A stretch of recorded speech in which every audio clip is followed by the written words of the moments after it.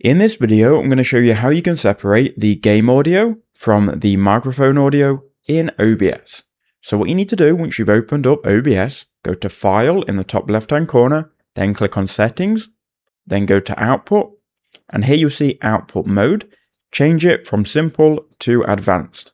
Then go to the Recording window, and then here you'll see Audio Track. By default, you'll only have one audio track selected. You need to go ahead and select two audio tracks so we can get one audio track for the game audio and one audio track for the microphone audio. Once you've done that and you've got two selected, click Apply and OK. Now we need to go to the microphone, click on the three dots next to it, and then go to Advanced Audio Properties. Once you're here, you'll see you've got your desktop audio and also your microphone audio. Now your game is going to come out of your desktop audio and your microphone will obviously come out of the mic audio. Now what we're going to do, we're going to tell OBS to record the mic on one channel and the desktop audio on another channel.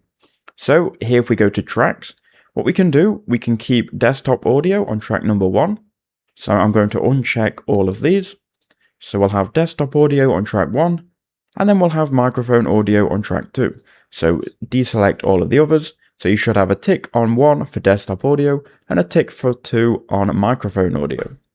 Now I'm going to open a game and I'm going to demonstrate. So now I'm in CSGO and I've clicked record. So I just opened up CSGO and I did a recording, which I'm now going to stop. Now I'm going to drag this recording in Premiere and show you that it's working. So here is that recording in Premiere. We have one track here for the game, and we have the other track here, which is track number 2 for the microphone. So we've now split these up, and that is all you have to do.